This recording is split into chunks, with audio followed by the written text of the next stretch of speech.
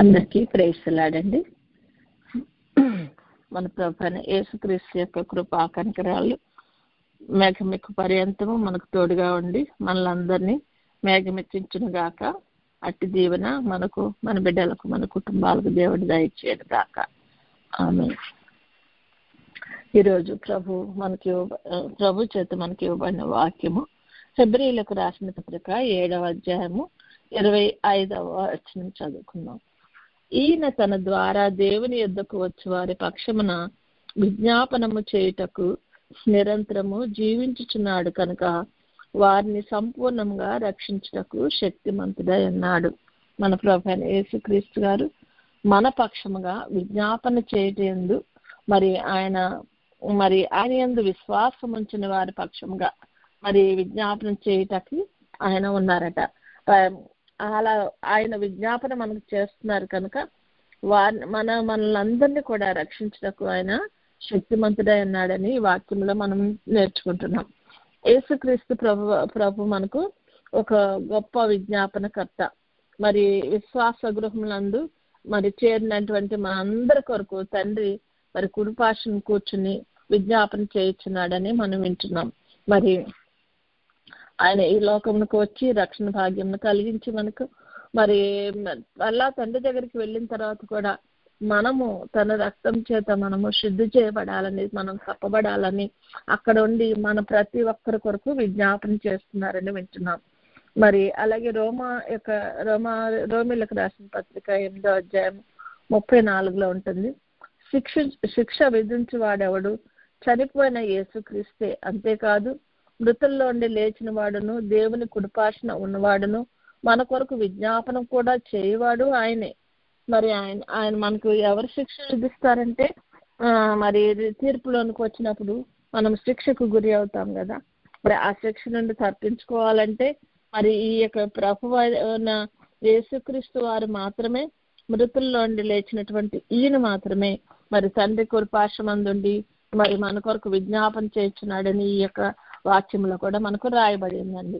విజ్ఞాపన ప్రార్థన అంటే ఏంటంటే మనం దాన్ని ధ్యానించే ముందు ఒకసారి ప్రార్థన అనే దాని గురించి మనం ఒకసారి మాట్లాడుకుందాం.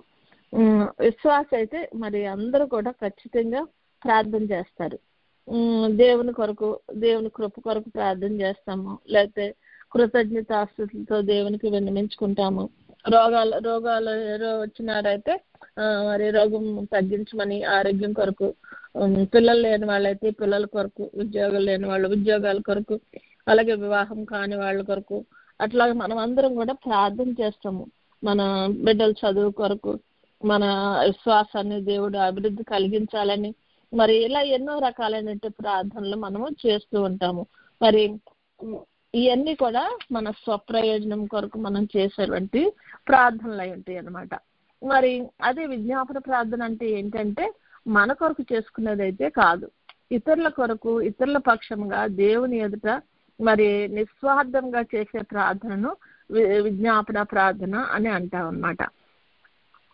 మనకు సొంత అవసరాలు ఎన్ని ఉన్నప్పటికీ అవన్నీ ప్రక్కన పెట్టి ఇతరుల యొక్క అవసరాల గురించి భారంతో, కన్నీటితో, ఆసక్తితో చేయటాన్ని విజ్ఞాపన ప్రార్థన అని కూడా మనం గ్రహించగలము.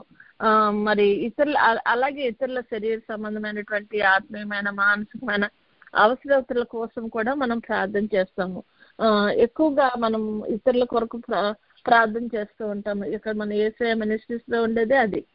మనం అందరి కొరకు ప్రార్థన చేస్తూ ఉంటాము. వారు ఎలాంటి వారా, మంచోళ్ళ, చెడ్డోళ్ళ, మన స్నేహితులా కాదా అని మనం ఎప్పుడు చూడం. ఎవరైనా ఇలా పలానా వాళ్ళు అంటే వాళ్ళు మనకు తెలిసినా తెలియకపోయినా వాళ్ళని ప్రభు సన్నిధిలో ఎత్తు పట్టుకునేటువంటి అటువంటి భాగ్యాన్ని దేవుడు మనకు ఇక్కడ ఇచ్చిన్నారు. మనకి దాన్ని మనము సద్వినియోగం చేసుకుంటున్నాం.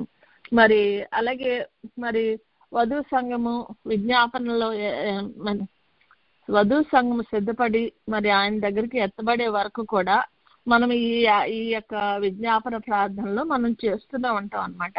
మనం ఆ విధంగా ప్రభు కూడా మన నిమిత్తము, మనం సిద్ధపడే నిమిత్తము మన యొక్క అలంకరణ నిమిత్తము ఆయనకి తగిన రూపంలోకి మనం మారే నిమిత్తము మరి ఇది విజ్ఞాపన చేస్తూనే ఉంటారట మన కొరకు. కాబట్టి మనమైతే ఇతరుల కొరకు ప్రార్థిస్తున్నాము.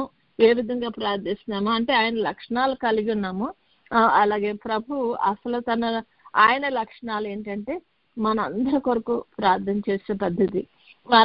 మన వల్ల ఆయనకి ఏమైనా ఉపయోగం ఉందా అంటే మన వల్ల ఏమి ఉపయోగం లేదు. కానీ తన రూపంలో చేసుకున్న బిడ్డలో నశించిపోవటం ఆయనకి ఇష్టం లేదు కనుక ఆయన మన కొరకు ప్రార్థన చేస్తున్నారన్నమాట. మరి ఇంకా ఇలాగే ఈ లోకంలో ఉన్నటువంటి కొంతమందిని తీసుకుందాం. ఉదాహరణకి విశ్వాసులకు తండ్రి అయిన అబ్రహాం గారు ఆదికాండం 18:27 ఉంటుందండి. సొదొమ కొరకు విజ్ఞాపన చేశారట. మరి సొదొమ ప్రజలు వారి యొక్క పాపముల్లో ఉన్నప్పుడు ప్రభువు చెప్తున్నారు ఇది వాళ్ళు అక్కడ నశింపు చేస్తున్నానంటప్పుడు వారి కొరకు ఆయన చాలా విజ్ఞాపన చేశారట. అసలు ఆ ప్రజల గురించి ఆయనకి ఏమైనా పొత్తుందా అండి? ఏమీ లేదు. కానీ తమ్ముడు అక్కడ ఉన్నప్పటికీ, ఆయన లోతు గారు అక్కడ ఉన్నప్పటికీ మరి ఆయనకంటే సొదొమ అంతా కూడా రక్షింపబడాలని ఆయన విజ్ఞాపన ప్రార్థన చేస్తా ఉన్నాడు. ఎన్నిసార్లు అడుగుతాడు, అయ్యా నేను దుమ్ముని ధూళిని ప్రభా నా మాట ఇంకోసారి వినయ్యా, నాకు ఇంకోసారి వినయ్యా అనుకుంటూ ఆయన ప్రార్థన చేస్తున్నప్పుడు మరి వారందరూ కూడా మరి రక్షింపబడతారని మనం అనుకున్నాం. కానీ లోతు తప్ప అక్కడ నీతిమంతుడు ఒక్కడు కూడా ప్రభువుకి కనపడలేదంట. కాబట్టి అక్కడ లోతుని బట్టి అతని కుటుంబాన్ని మాత్రం రక్షించగలిగారు దేవుడు. మనం అలాగని మనం ప్రార్థన చేయటం మానేస్తామా? మనం ప్రార్థన చేయటం మానం. ఎందుకంటే ప్రభు ఖచ్చితంగా వారి నిమిత్తమే ఆయన మన కొరకు మనల్ని ప్రార్థన చేయమని అడుగుతా ఉన్నారు. వాళ్ళు ఎలాంటోళ్ళో అన్నది కాదు మనకు కావాల్సింది, వారి నిమిత్తం మనం ఏం చేస్తున్నాము, ఎలాగ ప్రార్థన చేస్తున్నాము అనేది మనం గ్రహించుకోవాలన్నమాట. వారి కొరకు మనం ప్రార్థన చేయాలన్నమాట. ఇప్పుడు యెహెజ్కేలు 22:30 చెప్తుంది వాక్యం ఏంటంటే, నేను దేశమును పాడు చేయకుండానట్లు ప్రాకారమును దిట్టపరచుటకును బద్దలైన సందులలో నిలుచుటకును తగిన వారు ఎవరని నేను ఎంతగా విచారించినను ఒక్కడైనాను కనపడలేదట. దేవుడు మరి వారు చేసిన తప్పులను బట్టి పాపాలను బట్టి వారిని శిక్షించాలి. కానీ ఆ శిక్షను తప్పించుటకి వారి గురించి ప్రార్థన చేసే వాళ్ళు అసలు ఒక్కరు కూడా కనపట్లేదంట. అరే వాళ్ళు ఎంతో పాడైపోయారే. ఇప్పుడు మన దేశంలో ఎన్నో అరాచకాలు జరుగుతున్నాయి. మరి క్రైస్తవులను ఎంతగానో కొడుతున్నారని మనం ఏం చేస్తాము? అయ్యా ప్రభా మా వాళ్ళని రక్షించండి, వారు తప్పులు చేయలేదయ్యా వాళ్ళని కనికరించండి అని మన గురించి మన కుటుంబాల గురించి ప్రార్థన చేసుకుంటాం. కానీ అది హింసించే వారి కొరకు మనం ప్రార్థన చేయము. ఎందుకంటే వాళ్ళు చెడ్డోళ్ళు, దుర్మార్గులు, ప్రభా వారిని శిక్షించయ్యా అని ప్రార్థన చేస్తూ ఉంటాం కదండి. అలా కాదంట, వారిని పాడు చేయకుండానట్లు మనం ప్రాకారాన్ని దిట్టపరిచేటట్లుగా వారిని రక్షించమని మనం ప్రార్థన చేసినట్లయితే అది మనకు విజ్ఞాపన ప్రార్థన అవుతుందండి. అలాగే ఆదికాండము 20:17 ఉంటుంది. గెరారు రాజైన అబీమెలెకు ఇంటి వారి కొరకు అక్కడ ఆయన అబ్రహాం గారు ప్రార్థన చేశారట. మరి అప్పటికి అబ్రహాం గారికి పిల్లలు లేరట. కానీ ఆయన అబీమెలెకు ఇంటి వారి కొరకు ప్రార్థించగా వారి కుటుంబంలో అందరూ కూడా గర్భం ధరించి పిల్లలను కన్నారంట. అంటే ఈయనకి పిల్లలు లేకపోయినా ఆయన కొరకు ఆయన ప్రార్థన చేసుకోవట్లేదు. కానీ ఆయన ఎవరి కోసం ప్రార్థన చేశారండి? అబీమెలెకు యొక్క ఇంటి వారి కొరకు ప్రార్థన చేసినప్పుడు ఆ ఇంటిలో అందరు గర్భాలు తెరవబడి ప్రభు నీకు బిడ్డనిస్తాను మొదటి నుండి చెప్తూనే వస్తున్నారు. అయినప్పటికీ తన గురించి ఆయన అక్కడ ఆలోచించుకోలేదు. అక్కడ ఆ కుటుంబం కొరకు ప్రార్థన చేసినప్పుడు అక్కడ ప్రభు ఆయన యొక్క ఇతరుల కోసం చేసిన ఆ విజ్ఞాపన ప్రార్థనను బట్టి మరి ఆయన ఆ యొక్క అబీమెలెకు ఇంటిని ఆశీర్వదించారట. మరి మన అవసరతలు ఎన్ని ఉన్నా ప్రక్కన పెట్టి ఇతరుల కొరకు విజ్ఞాపన పని చేసినట్లయితే దాన్ని విజ్ఞాపన ప్రార్థన, అటువంటి విజ్ఞాపన ప్రార్థన చాలా గొప్పదైన ప్రార్థనట.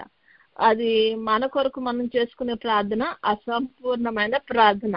ఇతరుల కొరకు చేసే ప్రార్థన మాత్రము సంపూర్ణమైన ప్రార్థనగా మనం గుర్తించవచ్చు అనమాట. నిస్వార్థమైన ప్రార్థన. కాబట్టి అది సంపూర్ణమైనదిగా దేవుని దృష్టిలో పరిగణింపబడుతుంది అనమాట.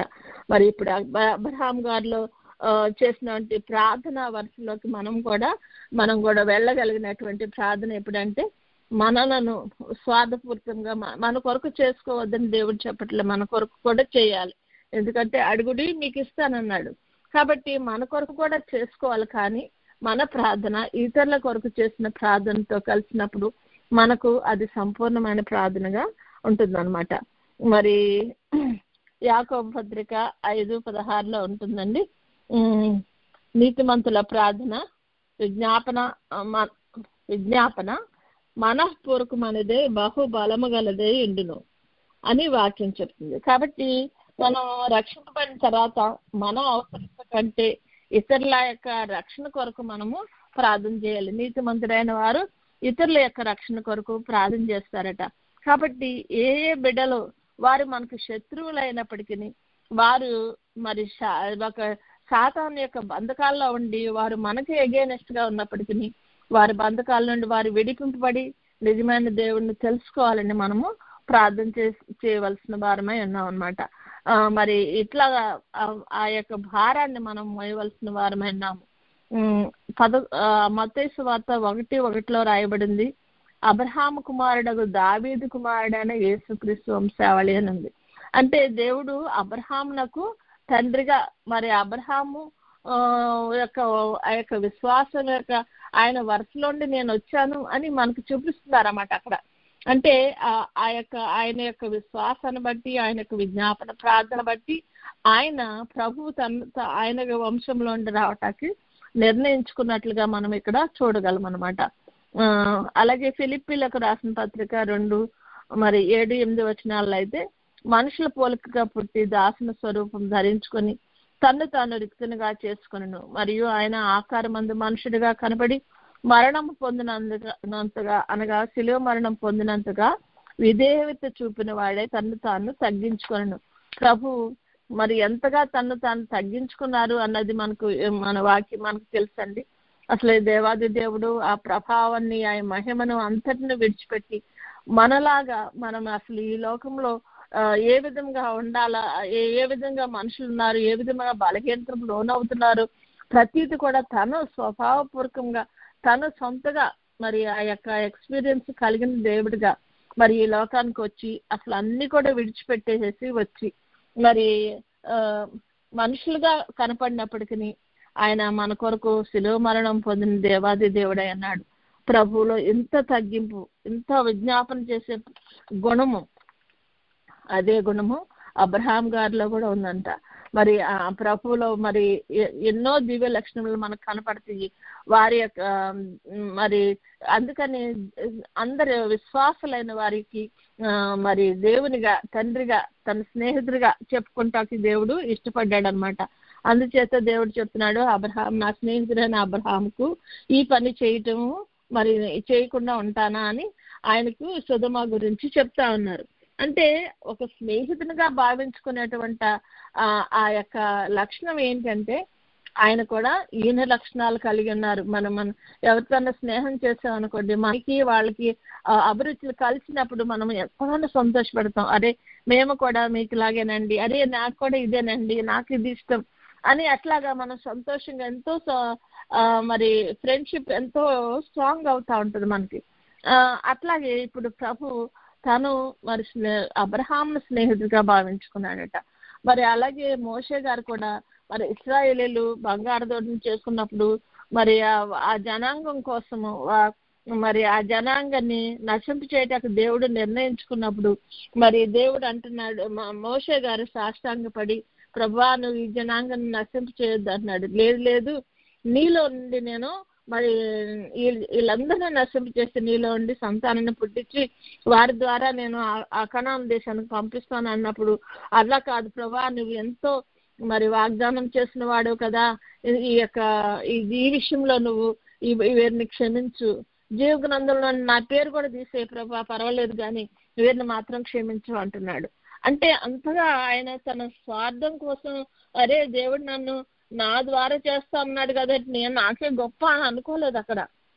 అక్కడ కావాల్సింది ఆయన గొప్ప కాదు, మోషే గారికి కావాల్సింది ప్రభు యొక్క మహిమను ప్రజ్వలింప చేయటం కోసమే చెప్తున్నారు ఆయన.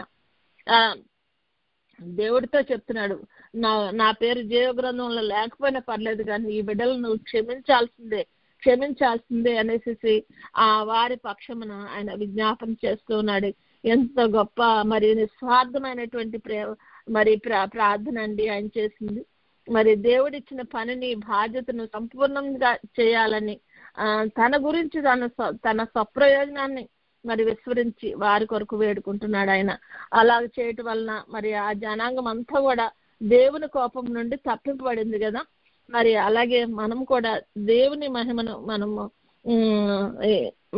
మనం మరి ఎక్సాల్ట్ చేస్తూ, అంటే ఆయన మహిమను వర్ణిస్తూ, ఆయన స్తుతిస్తూ, మరి ఆయన బిడ్డలైన వారు, ఆయన చేతి పని అనేటువంటి ప్రతి మనిషి కూడా రక్షణ పొందాలని వారి కొరకు మనం ప్రార్థన చేయాలండి. మనం ప్రతి వారము మరి ప్రతి నెలలోనూ మొదటి థర్స్డే మనం ప్రార్థన చేస్తాం కదా, అనేకులైనటువంటి వారి కొరకు విజ్ఞాపన ప్రార్థన చేస్తాం. ఎందుకంటే అక్కడ రక్షణ లేని వారి గురించి మనం ప్రార్థన చేస్తాము. మన కుటుంబాల గురించే కాకుండా మరి మన సేవకుల గురించి ప్రార్థిస్తాము, మన దేశాల గురించి ప్రార్థిస్తాము, ఈ దేశం గురించి ప్రార్థిస్తాము. ఇలాగా మనం ఎన్నో రకాలుగా మనము ప్రార్థనలు చేస్తూ ఉంటామండి. మరి దేవుడు మన ప్రార్థనలన్నీ కూడా మరి నిస్వార్థమైనటువంటి మన హృదయాన్ని చూసే దేవుడు కాబట్టి మన హృదయంలో వచ్చే ఆ ప్రార్థనను దేవుడు ఆలకించి అంగీకరించి మరి మన నిమిత్తము మరి వారందరినీ క్షమించి వారందరికీ రక్షణ భాగ్యం కలిగించాలని మనం ప్రార్థిస్తాం. కాబట్టి మన ప్రభు మన నిమిత్తం చేసే ప్రార్థన లాగానే మనం కూడా ఆయన గుణాలు అనుసరించి వారి నిమిత్తం ప్రార్థన చేస్తే ప్రభు మన నిమిత్తం సంతోషించు దేవుడై ఉన్నాడు. కాబట్టి మనము కూడా ఒక విజ్ఞాపనకర్తలాగా మనం ఉండాలన్నమాట. మరి ఒక యెషయా గ్రంథంలో ఉంటది కదా 62:7 యెహోవా జ్ఞాపకర్తలారా విశ్రమింపకుడి అని ఉంటది. అంటే యెహోవాకు మనం ప్రతి నిమిషం జ్ఞాపకం చేయాలి. నాయన పలానోళ్ళు రక్షణ పొందలేరు ప్రభా, పలానోళ్ళు తప్పుకున్నారు నాయన, పలానోళ్ళు ఇట్లా మరి నాయన సాతాను బంధకాల్లో చిక్కుబడి ఉన్నారు ప్రభా, పలానోళ్ళు ఇలా అని మనము ప్రతి వారి గురించి మనం చేసే ప్రార్థన మన ప్రభుకి ఇంపైన సువాసనగా ఉంటుందట. మనము బ్రద్దలైపోతున్నటువంటి ఆ సందులలో నిలబడుతున్నామంట. ఒక ఇటుక రాయి ఇరిగిపోయింది అనుకోండి, దాన్ని ఏం చేస్తారంటే మధ్యలో సిమెంట్ వేసి దానికి మరలా అతుకుతారనమాట. ఆ విధంగా ఒక సిమెంట్ లాగా మరి ఒక వారిని ప్రభువుని మనము కలిపే స్థితిలో, వారు ప్రభువుతో ఏకమయ్యే స్థితిలో ఉండినట్లు మనం చేసే ప్రార్థన దేవునికి ఇంపైన సువాసనగా ఉంటుంది. కాబట్టి మన నష్టం కొరకు మన యొక్క దీని కొరకు కాదు, కానీ మన యొక్క నష్టాలన్నిటి కూడా మనం ప్రార్థించాలా. కానీ మరి ముఖ్యంగా ప్రభు నిమిత్తము మనం చేసే ప్రతిదీ, ప్రభు యొక్క సృష్టిలో ఆయన సృష్టించుకున్న మనుషుల నిమిత్తం మనం చేసే ప్రతి ప్రార్థన దేవుడికి మరి ఎంతో ఇష్టమైన యాగంగా ఉందండి. కాబట్టి దేవుడికి మహిమపరచులాగిన మనము మన ప్రార్థనలు చేయాలి. అది మన కర్తవ్యమై ఉంది. కాబట్టి మరి మన రక్షణ కొరకు ఆయన నిరంతరము విజ్ఞాపన చేస్తున్నలాగిన మనం కూడా ఇతరుల రక్షణ కొరకు మనం ప్రార్థించవలసిన వారమే ఉన్నాము. మరి మోషే గారు మరి వీళ్ళందరూ కూడా అనేకుల కొరకు ప్రార్థించిన వారు. మరి దావీదు మహారాజు కూడా ప్రార్థిస్తున్నారు. మరి అలాగే మరి బైబిల్లో ఉన్నటువంటి విశ్వాసులైన వారు ఇతరుల కొరకు, వారి యొక్క రక్షణ కొరకు వారు ప్రార్థించిన బిడ్డలై ఉన్నారు. అలాగే ఆది అపోస్తలులు చేస్తున్నారు. వారైతే ఎన్నో రకాలైనటువంటి శ్రమలకు లోనై ఉన్నారు దేవుని నమ్ముకున్నందుకు. అలాగని వారు ప్రార్థించడం మానలేదండి. వారు హింసించే కొలది వారు ఎక్కువగా విస్తరించి శ్వాసంలో బలపడుతూ మరి ముందుకు వెళ్ళినటువంటి బిడ్డలుగా ఉన్నారు. కాబట్టి మనము మరి అలాగే ఇస్సాకు గారు, యాకోబు గారు, మరి వీళ్ళందరూ కూడా మరి ప్రభు యొక్క నిబంధనను జ్ఞాపకం చేసుకుంటూ నాయన నువ్వు జ్ఞాపకం చేసుకో నాయన అనేసి ఆయనకు జ్ఞాపకం చేసేవారే ఉన్నారట. మరి మీరు విశ్రమించకుడి, ప్రభువుని విశ్రమించద్దు అంటున్నారంట. మనం చేసే ప్రార్థనలు బట్టి ఆయన కూడా మరి విరామం లేకుండా మరి ఇతరుల యొక్క రక్షణ కొరకు ఆయన తన సర్వశక్తిని దీన్ని ఉపయోగించి మరి బిడ్డలను రక్షించుకునే దేవుడు అన్నాడండి. అట్టి అన్నిటిలోకి మనము కూడా వెళ్తున్నాం అనమాట. అలాగే సమూయేలు గారు 2వ సమూయేలు 24:27లో దావీదు యెహోవా నామమున ఒక బలిపీఠం కట్టించి దహన బలులను సమాధాన బలులను అర్పించాడట. యెహోవా దేశం కొరకు చేయబడిన విజ్ఞాపనం ఆలకింపగా ఆ తెగులు ఆగి ఇశ్రాయేలును విడిచిపోయింది. అక్కడ దేవుడు మరి జనులను మరి ఎంతగానో ఆ తెగుల చేత నశింపు చేసుకున్నప్పుడు మరి దావీదు మహారాజు అంటున్నాడు, ప్రభువా పాపం చేసింది నేను కదా, ప్రజలు ఏమీ చేయను, ఈ బిడ్డలను ఎందుకు నాయనా నువ్వు ఇట్లా చేస్తున్నావు, వీళ్ళ దగ్గర ఉన్న తెగులు తీసివేయని ప్రార్థన చేశాడట. విజ్ఞాపన మరి ప్రజల కొరకు ఆయన చేసిన ప్రార్థన మరి ప్రభు ఆలకించి విజ్ఞాపన ఆలకించి తెగులును ఆగిపోచేస్తాడంట ప్రభు. కాబట్టి మనం ఏం చేస్తున్నామో, మనం ఎలా చేస్తున్నాం అనేది మనము ప్రతి విషయంలో కూడా మరి మనం ఆలోచించవలసిన వారమై ఉన్నాము. ప్రతి విషయంలో కూడా మనము ప్రభు యొక్క లక్షణాలను అనుసరించి ప్రభు చిత్తానుసారంగా మనం నడుచుకుంటూ మరి మనం ముందుకు వెళ్ళాలని ప్రభు కోరుకుంటుందిగా మరి మనం చేసే ప్రతి ప్రార్థన దేవునికి ఇంపైనట్లుగా మనము హృదయపూర్వకంగా నిస్వార్థపూరితంగా మనం చేసే ప్రతి ప్రార్థన విజ్ఞాపన ప్రార్థన ఏంది కనుక ప్రభువు ఏ విధంగా చేస్తున్నాడో అదే విధంగా పరిశుద్ధాత్ముడు కూడా మన పక్షాన విజ్ఞాపన చేస్తున్నాడని వాక్యంలో ఉందండి. రోమీయులకు రాసిన పత్రిక 8వ అధ్యాయం 26-27 వచనాలు. అటువలే ఆత్మయు మన బలహీనతను చూచి సహాయం చేయుచున్నాడు. అంటే మనం ఏదో బలవంతులమని కాదు, మన బలహీనతను చూచి ఎలయనగా మనము యుక్తంగా ఎలాగో ప్రార్థన చేయవలనో మనకు తెలియదు గాని ఉచ్చరింప శక్యం గాని మూలుగులతో ఆ ఆత్మ తానే మన పక్షంగా విజ్ఞాపన చేయుచున్నాడు. మరియు హృదయములను పరిశోధించు ఆత్మ యొక్క మనసు ఏదో ఎరుగుదు. ఏలయనగా ఆయన దేవుని చిత్త ప్రకారము పరిశుద్ధుల కొరకు విజ్ఞాపన చేయుచున్నారు. మన ఆత్మ కూడా పరిశుద్ధాత్మ తండ్రి కూడా ఆయనకు తెలుసు మనం ఎంత బలహీనతమో, ఏ విధంగా జారిపోతున్నామో, ఏ విధంగా మనం ధైర్యంగా నిలబడలేకపోతున్నామో ఆయనకు తెలుసు. కాబట్టి మరి ఎలా ప్రార్థన చేయాలో మరి దేవుని దగ్గర ఆయన ఉచ్చరింప శక్యం గాని మూలుగులతో మరి మన పక్షాన ప్రార్థన చేస్తున్నాడట ప్రభు.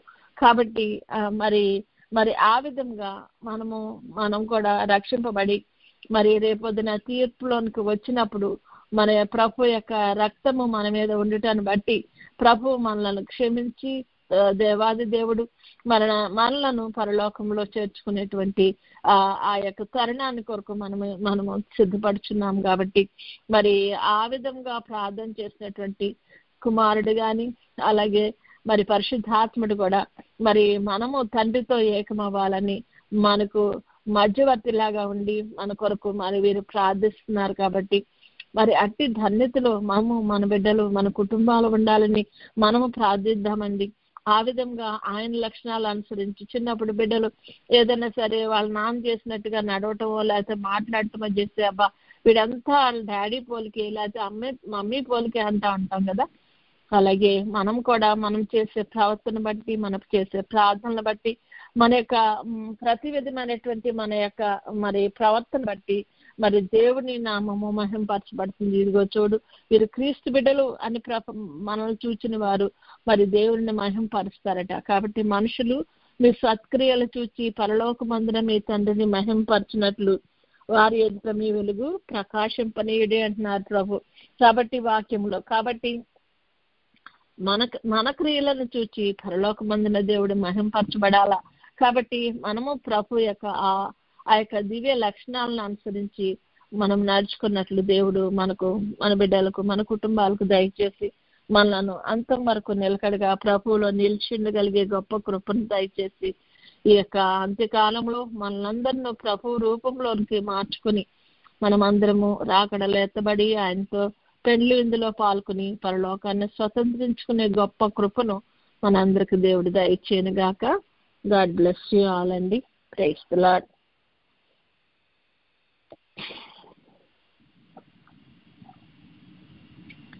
దేవునికి స్తోత్రం. ఇప్పుడు కొద్దిసేపు మనము సన్నిధి కార్యక్రమంలో పాల్గొందాము. మనలను దర్శించుటకు వచ్చి సింహాసనాసీనుడైన ప్రభు మనకంటే ముందుగా ఇక్కడ చేరి ఉన్నారని గ్రహించుకుని ఆయన సన్నిధిలో కొద్దిసేపు మౌనంగా ఉందాము.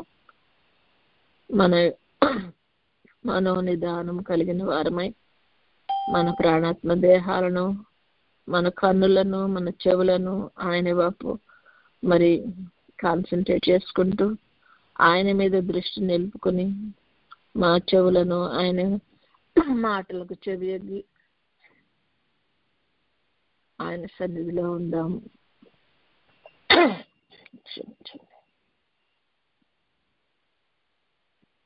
ప్రభువా, నీవు మా కోసం వచ్చినందుకు నీకు వందనాలయ్యా. మేము చేసే ప్రార్థనలు వింటాకు వచ్చినందుకు నీకు నమస్కారాలయ్యా.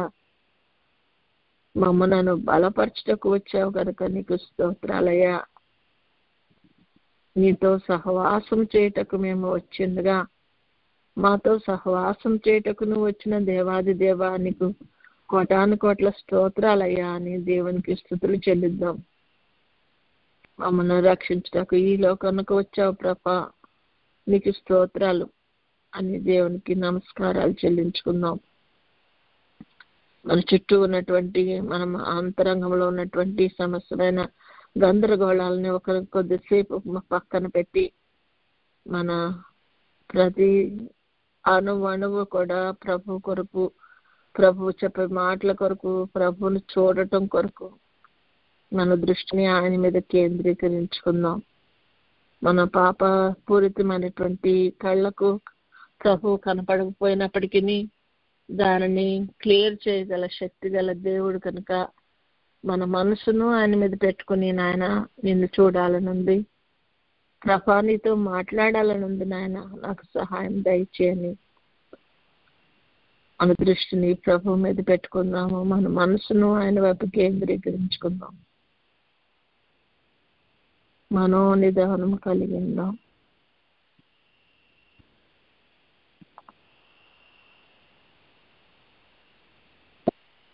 మనోనిదానం కలిగిన మనము 10 ఆజ్ఞలను బట్టి మనల్ని మనము పరీక్ష చేసుకుందాం.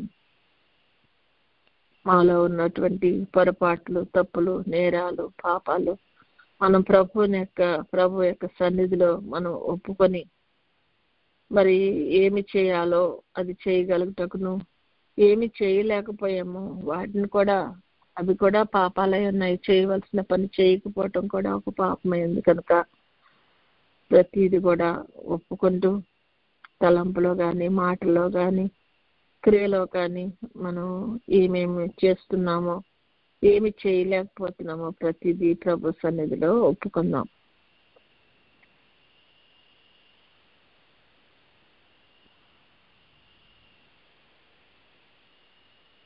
ఒక్కోసారి మనకి కష్టం వచ్చినప్పుడు దేవుని మీద విసుక్కుంటూ ఉంటాం కదా, అది కూడా పాపమైంది కనుక అటువంటి మరి పరిస్థితులను కూడా ప్రభు సన్నిధిలో మనం ఒప్పుకొని ప్రభు చేత కడగబడదాం.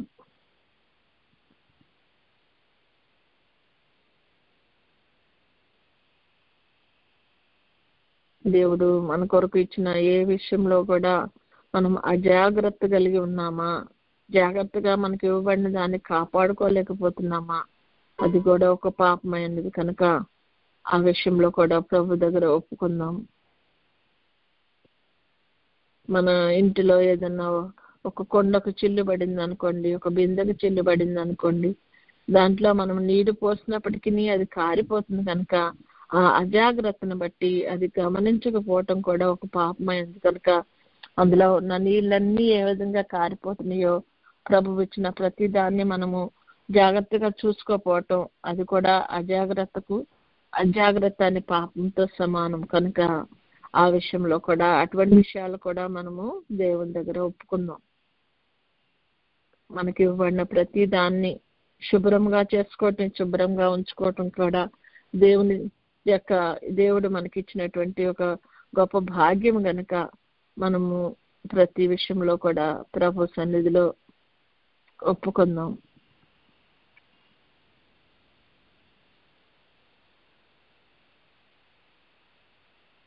ఇతరులకు విరోధంగా ఏమన్నా పాపం చేశామా మనం ఒప్పుకుందాం. ఇతరులకు చేయవలసిన ఉపకారం చేయలేకపోయామా అది కూడా ఒప్పుకుందాం. మనం చేయగలిగి ఉండి కూడా చేయకపోవటం ఒక నేరమైందని వాక్యంలో చెప్పబడి ఉంది కదా. కనుక ఆ విషయంలో ప్రభు దగ్గర ఒప్పుకుందాము. మనకి ఇవ్వబడిన దాంతో మనం తృప్తి కలిగి ఉండకపోవటం కూడా ఒక పాపమైనది. కనుక ప్రభు కృపను బట్టి ఆయన ఇచ్చిన ప్రతి దాని విషయమే మనము దేవునికి కృతజ్ఞత కలిగి జీవించుదాము, తృప్తి కలిగి ఉందాము. అటువంటి పరిస్థితుల్లో లేనిది కూడా ప్రభు సన్నిధిలో ఒప్పుకొని ఆయన రక్తం చేత కడగబడి మమ్మల్ని తెల్లగా కడగబడినట్లు ఆయన రక్తం చేత ప్రభు కడుగునట్లు మనము ప్రభుని వేడుకుందాం.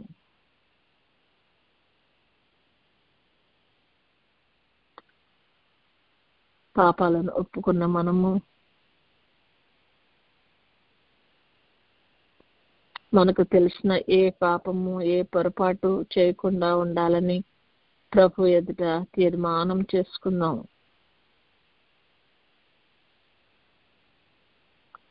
ప్రభా ఇవన్నీ కూడా పాపాలని నాకు అర్థమవుతున్నాయి ప్రభా. అర్థం కానిటువంటి పాపములు కూడా ఉన్నాయి ప్రభా, నాకు తెలుసుకోలేని పాపాలు. కనుక అవి కూడా ప్రభా నా తండ్రి నీ సన్నిధిలో మరి చేయకుండా ఉండాలని నేను తీర్మానించుకుంటుండగా నాకు నీ పరిశుద్ధాత్మ సహాయాన్ని దయచేయండి తండ్రి అని ప్రభు సన్నిధిలో వేడుకుందాం.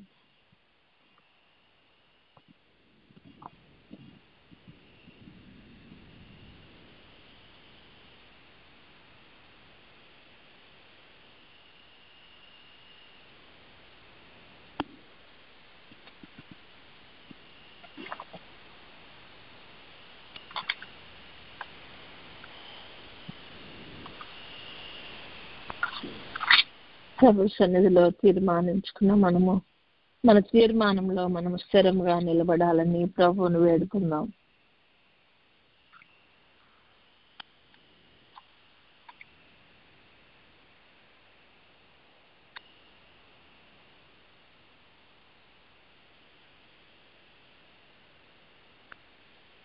ప్రభా నీ కొరకు నేను దినమెల్లా ప్రభా నా తండ్రి కనిపెడుతున్నానయ్యా. నీవు రక్షణకర్తమైన దేవుడు ప్రభా, నీ ఉపదేశములను అనుసరించి నడుచుకుంటానని తీర్మానించుకున్నానయ్యా. నాకు సహాయం దయచేయండి. నన్ను నువ్వు జ్ఞాపకం చేసుకుంది ప్రభా. నీ తీర్మానంలో నేను చేసుకున్న ఈ తీర్మానంలో నేను స్థిరంగా ఉండగలుగుటకు నీ కృపను అనుగ్రహించండి అని ప్రభువుని వేడుకుందాం.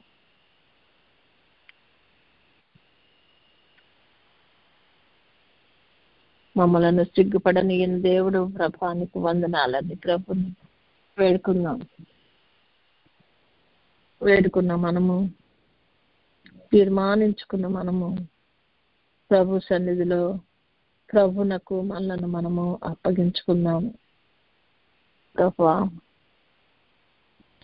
నా శరీరాన్ని, నా ఆత్మను, నా ప్రాణాన్ని, నా జ్ఞానాన్ని, నా మనస్సాక్షిని, నా ఆస్తిని, నా కోరికలను, నా ప్రార్థనలను, నా మనవులన్నీ కూడా నా గత కాలం కానీ నా రాబోయే కాలం కానీ ఇప్పుడున్న కాలం కానీ ప్రభా నా నష్టాలు కష్టాలు నాకున్నటువంటి ఈ సదుపాయాలు నేను చేస్తున్న ప్రభా నా తండ్రి సేవ మరి నా యొక్క కుటుంబాలు నా స్వజనులు అందరినీ కూడా నీకే సమర్పిస్తున్నానయ్యా.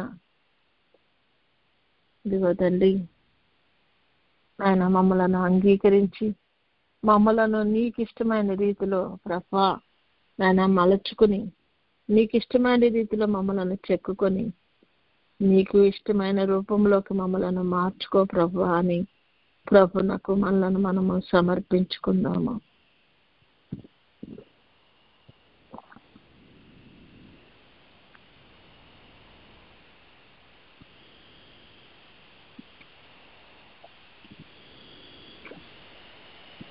కనువు నాదిది గోగరి కొనుమియో ప్రభువాని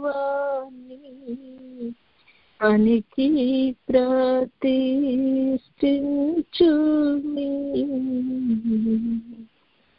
దినములో క్షణములు తీసుకొని అవి నీదు వినుతిన్ ప్రవహింపాచే యను శక్తి నీయుమి. నాయనా ప్రభా, నా తనువును, నా దినాలను, క్షణాలను ప్రభా, నా మనసును సమస్తాన్ని అప్పగిస్తున్నానయ్యా. నీకు ఇష్టమైన రీతిలోకి మలుచుకున్నాయన. నిన్ను స్థుతించుకునే స్థితికి నేను రావాలి ప్రభా. నీ రూపంలోకి మార్చేయబడే స్థితిలోకి నేను రావాలి నాయన. సహాయం దయచేయండి తండ్రి. దేవాది దేవుడా, రాజాది రాజా, నీ రూపంలోకి, పెండ్లి కుమార్తె రూపంలోకి తండ్రి నాయన. ఎందుకంటే పెండ్లి కుమారుల్లో సగభాగము ప్రభా పెండ్లి కుమార్తె అయి ఉండగా, ఒక భాగము ఎంతో పరిశుద్ధంగా ఉండి ఇంకొక భాగము మురికిగా ఉంటే ప్రభా అది ఒక శరీరం కాదు కనుక నా ప్రభా మమ్మలను శుద్ధి చేసుకోనండి. మమ్మలను నీ రూపంలోనికి మార్చుకోనండి. మమ్మలను ఆయన నీకులాగా ప్రభా ఆ మహిమ వస్త్రాలను ధరించుకునే స్థితిని మాకు దయచేయండి తండ్రి అని ప్రభునకు మనలను మనము సమర్పించుకుందాము.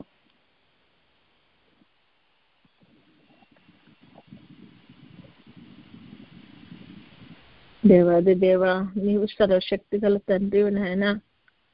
నాయనా ప్రభా నీకు స్తోత్రాలు. మా ఎడల నీకున్న ప్రేమకై వందనాలయ్యా. స్తోత్రములు స్తోత్రములు స్తోత్రములు. మమ్మల్ని నీ రూపంలోనికి మార్చుకొని ఆయన ఇదిగో తండ్రి మమ్మల్ని సంపూర్ణంగా నీకు సమర్పించుకుంటున్నామయ్యా. నీకు స్తోత్రములు స్తోత్రములు. సమర్పించుకున్న మనము ప్రభువుని వేడుకుందాము. పరిశుద్ధుడా వరం తండ్రి, విజ్ఞాపన కర్తల గురించి ప్రభా మేము నేర్చుకుని ఉన్నాం నాయన.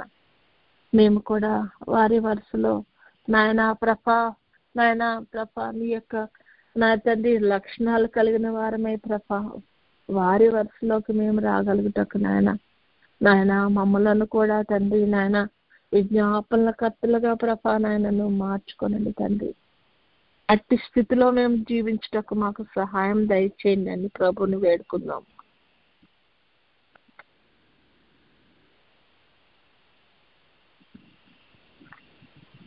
నాన్న ఈ లోక సంబంధముగా ఎన్నో రకాలైన పాపాలు ఉన్నాయి ప్రభా నాయన. మేము చూస్తున్నది 10 ఆజ్ఞల్లో ఉన్నట్టు పాపములే అనుకుంటున్నాం, కానీ నాయన ఎన్ని రకాలైన పాపములు ఉన్నాయో అన్ని రకాలైన పాపముల నుండి మమ్మలను తప్పించగల శక్తి గల దేవా మాకు సహాయం దయచేయండి నాయన. మా యొక్క దుర్గుణములను మేము ఒప్పుకుంటూ నా ప్రభా నీ రక్తం చేత కడగబడినట్లు ప్రభా మా అందరినీ ప్రభాను కనికరించమని కరుణించమని ప్రభుని వేడుకున్నాము.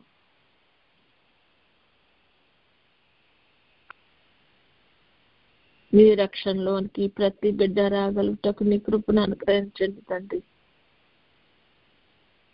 ఏ ఒక్క బిడ్డ నశించటం నీ చిత్తము కాదు అని సెలవిచ్చిన తండ్రి నాయన మాకు సహాయం దయచేయండి తండ్రి. నిజమైన దేవుడని నిన్ను తెలుసుకుని ప్రభా నాయన నీ యొక్క రక్షణ ప్రణాళికను ప్రభా మేము అర్థం చేసుకుని నా ప్రభా నాయన ఈ లోకంలో మేము కేవలం యాత్రికులము ప్రయాణికులమని ప్రభా గ్రహించిన వారమే ప్రభా మేము చేరవలసిన గమ్యానికి నాయన సంపూర్ణమైనటువంటి సిద్ధపాటుతో నాయన రాగలుగుతాం ప్రభా మాకు సహాయం దయచేయండి అని ప్రభువుని వేడుకుందాం.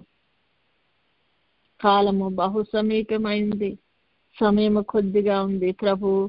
మరి తలుపు ఎద్దునే ఉన్నారట ప్రభు. కాబట్టి ఏ నిమిషంలో తలుపు తీసినప్పటికీ ప్రభుని మనము సంపూర్ణ సిద్ధపాటుతో ఎదుర్కోగలిగినటువంటి స్థితికి మనం రాగలుగుటకు ప్రభుని వేడుకుందాం.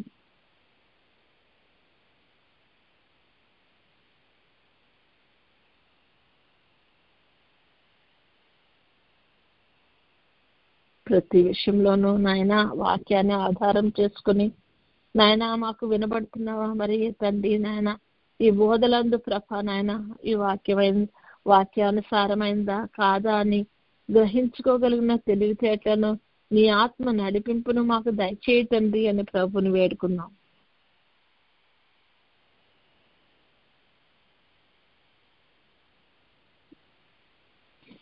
మమ్మలను నరకంలో ఉండి తప్పించగల శక్తి గల దేవుడు నీవే ప్రభా, నీకు స్తోత్రాలయ్యా. కనికరించండి నాయన, సహాయం దయచేయండి. మేము మా కుటుంబాలు ఒక్కడెక్క కూడా విడవబడకుండా నాయన మేమందరము రాకడలో ఎత్తబడగలుగుటకు నాయన ప్రతి విషయంలోనూ నా తండ్రి నాయన ప్రభా నువ్వు సహాయం దయచేసి మమ్మలను నీ ఆత్మ సహాయం చేత సిద్ధపరచండి నాయన అని ప్రభుని వేడుకున్నాం.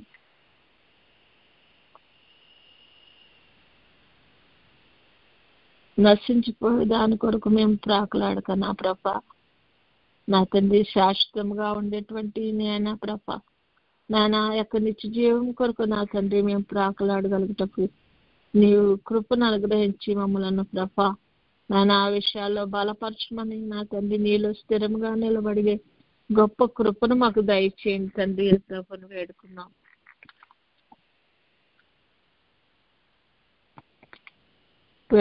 మనము ప్రభుని స్తుతించుకుందాం.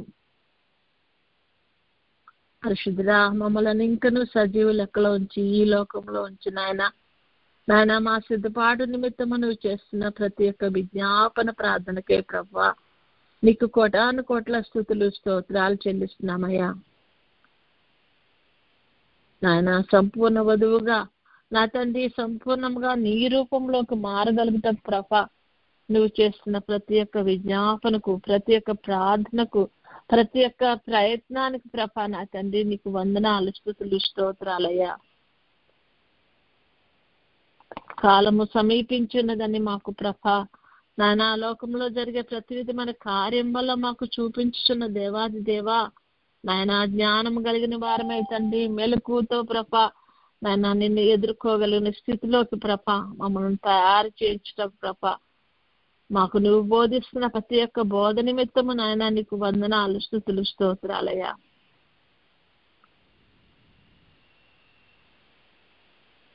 నాయన నరకములో ఉండి మమ్మల్ని తప్పించుటకు నువ్వు చేస్తున్న ప్రభా నా తండ్రి నాయన ప్రభా ప్రతి విధమైన సహాయం నిమిత్తం నీకు వందనాలయ్యా. మోక్షములోకి మా కొరకు నాయన స్థలము సిద్ధపరిచిన తండ్రి నీకు వందనాలు స్తుతులు స్తోత్రాలు. మమ్మలను కొనిపోటకు త్వరలో రానయున్న దేవాది దేవా నీకు కోటాను కోట్ల స్తుతులు స్తోత్రాలయ్యా. మా కుటుంబముల నిమిత్తము, మా యొక్క బిడ్డల నిమిత్తము నాయన నీ సన్నిధిలో జ్ఞాపకం చేసుకుంటకు ప్రభా మాకు సమయాలని పరిస్థితులను అనుకూలపరుచుతున్న దేవాది దేవా నీ ఘనమైన నామానికి నీకు వందనాలు స్తుతులు స్తోత్రాలయ్యా.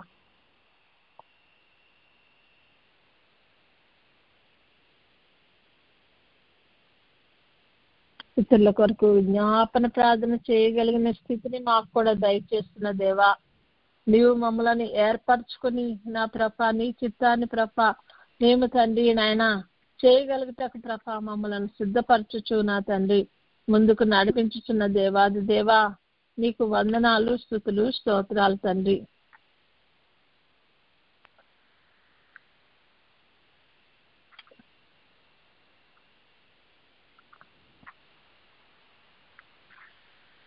మా యొక్క ఏసయా మినిస్ట్రీస్ లో జరుగుతున్న ప్రతి ఒక్క కార్యక్రమం నిమిత్తము నీ ఆత్మ నడిపింపు చేత మమ్మల్ని నడిపిస్తూ ప్రభా నీవు మాతో ఏమి చెప్తావో దానిని మాత్రమే చేయగలిగేటువంటి స్థితికి ప్రభా మమ్మల్ని సిద్ధపరచుచున్న దేవాది దేవా నీకు వందనాలు స్తుతులు స్తోత్రాలయ్యా. మా చిన్న బిడ్డలు నీ సన్నిధిలో నిలబట్టకు నీ కృపను అనుగ్రహిస్తున్నందుకు నీకు వందనాలు స్తుతులు స్తోత్రాలయ్యా. హలో ప్రభా నా తండ్రి నాయన ప్రభా అనారోగ్యంతో ఉన్న బిడ్డలను నువ్వు ముట్టి స్వస్థపరచున్న విధానం బట్టి నీకు వందనాలు చెల్లిస్తున్నామయ్యా. మా కుటుంబాల్లో ఉన్న చిక్కులు చిరాకులు ప్రభా నా తండ్రి నాయన సమస్తమైనటువంటి ప్రభా నా తండ్రి నాయన ప్రభా నా తండ్రి నీకు దూరము చేసేటువంటి అడ్డంకులను ఆటంకులను నువ్వు తండ్రి నాయన కాల్చివేస్తున్న దేవాది దేవా నీకు వందనాలు, స్తుతులు, స్తోత్రాలయ్యా. అగ్నిలో పుటము వేయబడినటువంటి సువర్ణమ వల్లే మమ్మలను తయారు చేస్తున్న దేవాది దేవా, అగ్ని చేత మమ్మలను పరీక్షించుచున్న దేవాది దేవా నీకు వందనాలు, స్తుతులు, స్తోత్రాలయ్యా. కనికరించండి, సహాయం దయచేయండి నాయన. ఈ రాకడలు ఎత్తబడగలిగే గొప్ప కృపను తరుణాన్ని మాకు దయచేయండి. స్తుతించిన మనము కొద్దిసేపు ప్రభు సన్నిధిలో మౌనంగా ఉందాము. ప్రభు మనతో మాట్లాడుతున్నారు. ప్రభు మన ప్రార్థనలకు చెవియొగ్గున్న దేవాది దేవుడు మన ఎదుట ఉన్నారని, ఆయన మన కన్నులను తెరవగల శక్తి గల దేవుడని మనము గ్రహించిన వారమై ప్రభు సన్నిధిలో కొద్దిసేపు మౌనంగా ఉండి ఆయన యొక్క రూపాన్ని చూడటకు, ఆయన మాటను వినగలిగే స్థితిని మనకు దేవుడు దయచేయనట్లు కొద్దిసేపు మన మనసులను ప్రభు మీద కేంద్రీకరించుకొని, ప్రభా నాకు కనపడండి, నాతో మాట్లాడండి అని ఆయన సన్నిధిలో మనము కొద్దిసేపు మౌనంగా ఉందాము.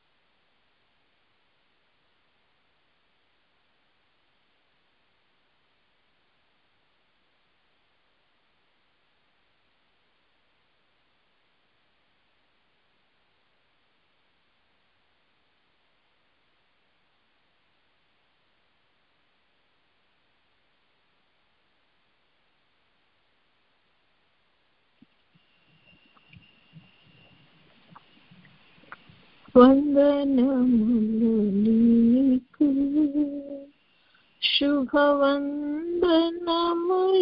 నీకు,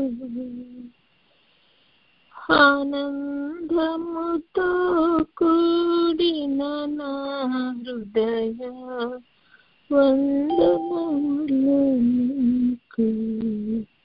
స్తోత్రం నాయన, స్తుతులకు పాత్రుడా, స్తోత్రార్హుడా, నీకు వందనాలు, స్తుతులు, స్తోత్రాలయ్యా. దేవాది దేవ, రాజాది రాజా, సర్వశక్తి గల తండ్రి, నీకు వందనాలు, స్తుతులు, స్తోత్రాలు నాయన. ఇప్పుడు వరకు నా తండ్రి నాయన మా కార్యక్రమం అంతట్లో మీరు తోడయండి, మమ్మల్ని నీ మార్గాల్లో నడిపించుకుంటున్న దేవాది దేవా నీకు వందనాలు.